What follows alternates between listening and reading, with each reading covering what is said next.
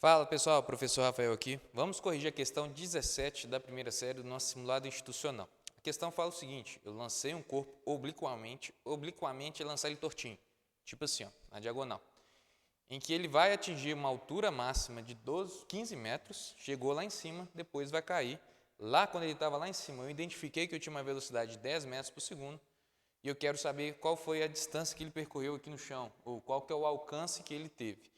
Bom, para a gente lembrar aqui, toda vez que eu estou fazendo um movimento oblíquo é que eu estou andando na diagonal, eu estou subindo e indo para a direita, subindo e indo para a direita ao mesmo tempo. Depois eu estou descendo e indo para a direita, cada vez mais para lá.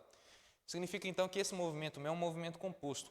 Ele é composto tanto de vertical, vou subir, e tanto para horizontal, vou ir para cá. Então ele faz esse tipo de movimento, depois ele faz esse tipo de movimento.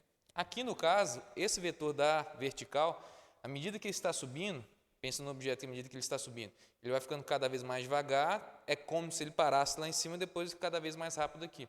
Então eu posso pensar que nesse ponto aqui, se eu tiro uma foto, eu poderia ter duas velocidades, essa aqui e essa um pouquinho menor, essa aqui e um pouquinho menor, e essa aqui e depois essa daqui e um pouquinho menor, essa aqui um pouquinho maior, porque cada vez mais eu vou caindo mais rápido e por aí vai. A questão é que esse componente da horizontal ele se manteve o mesmo, porque ele só vai diminuir se eu tiver um ventinho batendo aqui impedindo ele, se eu tiver uma resistência do ar. Como não é o caso que a gente gosta de permanecer com ele constante, então o nosso vetor da horizontal sempre vai ser o mesmo. O nosso vetor da vertical vai diminuindo e o vetor da horizontal, à medida que ele está lá de cima, ele começa a aumentar de novo. Nós temos aqui esse movimento, eu posso pensar que na horizontal, como o movimento é sempre o mesmo, a velocidade é sempre a mesma, eu estou em um movimento ali retilíneo uniforme. Deus vê tudo, já dá conta para mim. E na vertical, como eu tenho um movimento que vai diminuindo e aumentando, eu tenho aceleração. A aceleração aqui é devido à gravidade, aceleração gravitacional de 10 metros por segundo ao quadrado. Então, eu tenho um movimento composto por aceleração, um movimento variado, eu tenho as equações aqui, tudo para tentar calcular o que eu vou pedir ali, que é o alcance. O meu alcance, então, depende da minha velocidade na horizontal e do meu tempo de subida e o tempo de descida. Essa velocidade da horizontal aqui eu já te dei, lá em cima. Quando eu chego lá em cima, eu te falo que a velocidade é 10. 10 é o que sobrou, porque quando eu estou na vertical, no ponto mais alto do componente vertical, a velocidade é 0. Pensa assim, para esse aqui subir e depois descer, é como se ele tivesse subido, parado e depois descido. Do seu componente vertical, eu tenho que ter sempre dois olhares. No componente horizontal, ele continua indo para a direita. Então, quando eu te falo que a velocidade no ponto mais alto é de 10 metros por segundo, é porque é o componente x, 10 metros por segundo. E só que eu preciso do tempo, o tempo que eu demorei para fazer todo esse movimento. É o mesmo tempo que eu demoro para subir, é o mesmo tempo que eu demoro para descer. Então, o tempo total é esse tempo de subida e de descida. Esse tempo eu obtenho com as equações aqui que envolvem na vertical. Então, com as informações que eu tenho, eu vou tentar encaixar equações para isso.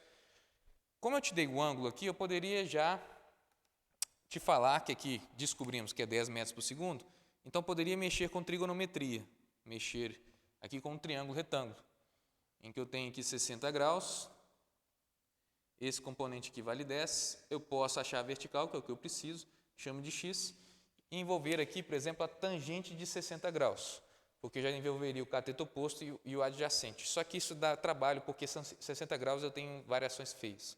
O que eu vou utilizar? A física me permite outras equações. Posso pensar aqui em utilizar um pouquinho de Torricelli. Quando eu pego o Torricelli aqui, do V2 ao quadrado, velocidade final.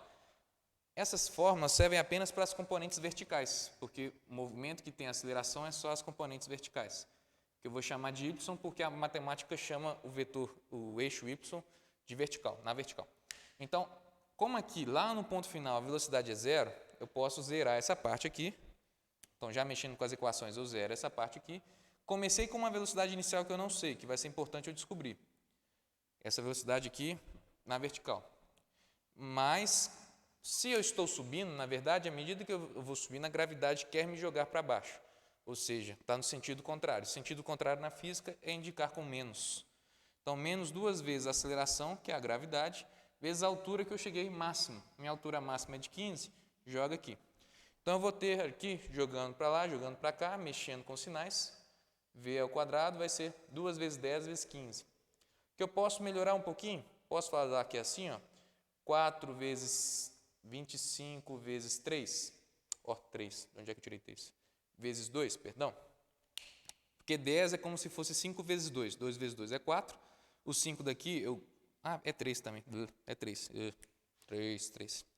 Porque 15 é como se fosse 5 vezes 3. 5 vezes 5, 25. Mas que confusão que é essa?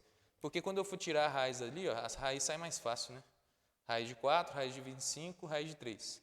Eu posso dizer que eu tenho raiz de 4 é 2, raiz de 5 é 5, raiz de 3 aqui, melhorando então, isso dá 10 raiz de 3. Achei minha velocidade inicial no componente vertical. Isso aqui é firula, tá? Firula para facilitar, mas eu sei que você dá conta de fazer isso aqui. Feito a velocidade inicial, vou jogar nessa outra fórmula aqui para calcular o meu tempo. A velocidade final lá no componente y é 0, então aqui vai ficar 0 é igual à velocidade inicial que eu achei aqui, de 10 raiz de 3, mais a aceleração, ou o caso é menos, né, porque eu estou mexendo com o sentido contrário. Então, menos a aceleração, que é 10 vezes o tempo. Então, com isso, eu consigo achar o meu tempo ali. Jogando para lá, jogando para cá, o meu tempo vai ser, joga esse cara para cá, 10 vezes t, 10 raiz de 3. Então, o meu tempo aqui é raiz de 3, porque o 10 corta com 10. Meu tempo, então, está meio feio, hein, envolvendo raiz, mas beleza, a gente consegue sair dali. Dados os dados ali, eu poderia ter ido pelo outro caminho. Mas tudo bem, a gente consegue chegar lá, ou pelo menos o aproximar. O outro caminho seria já ir pela tangente de 60. Envolveria decimais, mas a gente chegaria lá. Pode ser também, poderia ter ido lá, demora. Então, dado isso aqui do tempo raiz de 3, é raiz de 3 segundos subindo, raiz de 3 segundos descendo. Esse é o tempo total, ou seja, 2 vezes raiz de 3. Então, se eu quero descobrir qual que é a distância total que eu andei, eu posso pensar, essa distância total é a minha velocidade na componente x, que é 10, vezes o tempo que eu subi e o tempo que eu desci. Isso dá 2 raiz de 3. Se eu estivesse mexendo num exercício que envolvesse raiz, está aqui, 20 raiz de 3, mas está meio feio, né? Então, a raiz de 3 a gente vai aproximar. A raiz de 3 é aproximadamente 1,7, então fica 1,7 vezes 20. Podemos aproximar para isso. Ou seja, 17 vezes 2 é 3,4. Com 0, 34. Então, mais ou menos 34 metros, ou aproximadamente isso. Que a gente tem ali o 34,4 como mais próximo, né? Os outros estão bem distantes. Então, gente, esse aqui é um exercício bem difícil, porque envolve tanto processo, a gente demora um tempão para fazer. Mas é um exercício que caiu no nosso simulado. Até a próxima, galera!